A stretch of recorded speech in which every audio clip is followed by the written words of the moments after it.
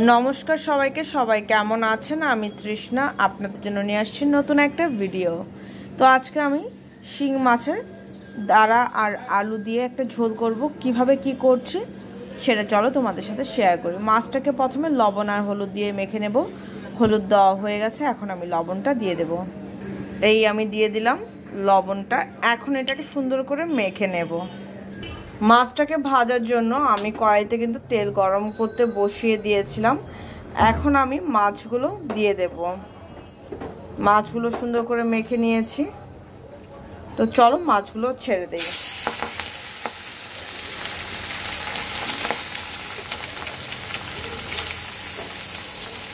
এখন আমি মাছটাকে সুন্দর করে ভেজে নেব। দেখো মাছটাকে খুব সুন্দর করে আমি হালকা ভেজে নিয়েছি। এখন এটাকে তুলে নেব। মাছ ভাজা তেলের মধ্যে দিয়ে দেব জিরা ফোড়ন,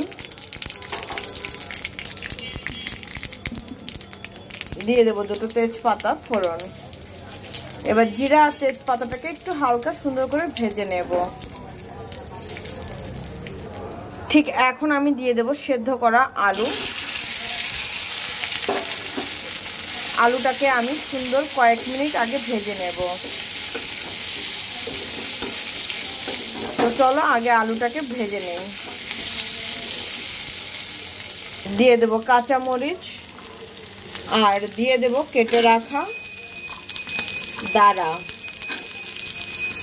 সবকিছু সুন্দর করে আমি একটু হালকা ভেজে নেব।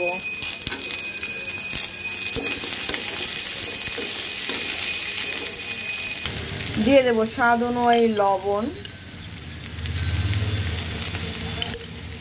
দিয়ে দেবো 1 চামচ হলুদের গুঁড়া, দিয়ে দেবো 1 চামচ ধনিয়ার গুঁড়া।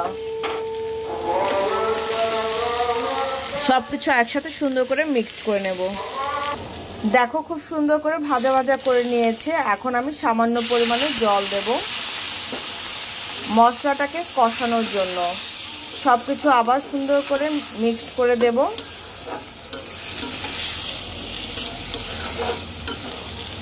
তো চলো এখন আমি আবার ঢেকে দেব যে পর্যন্ত জলটা না টানবে আর তেলটা না ছাড়বে, তেলটা যে পর্যন্ত না শুকাবে।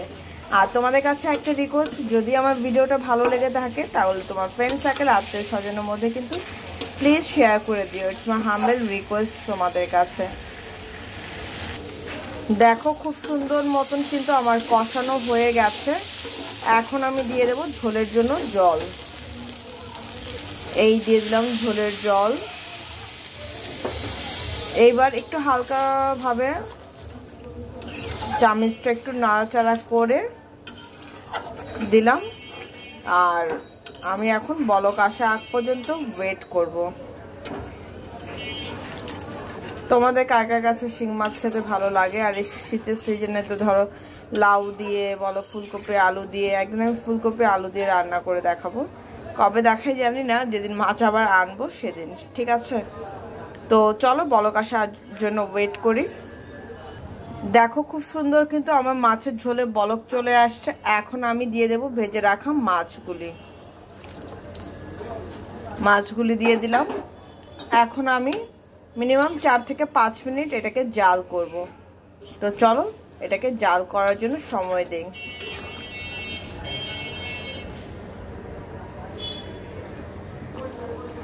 নামানোর আগে আমি দিয়ে দেব 1 চামচ জিরার গুঁড়া।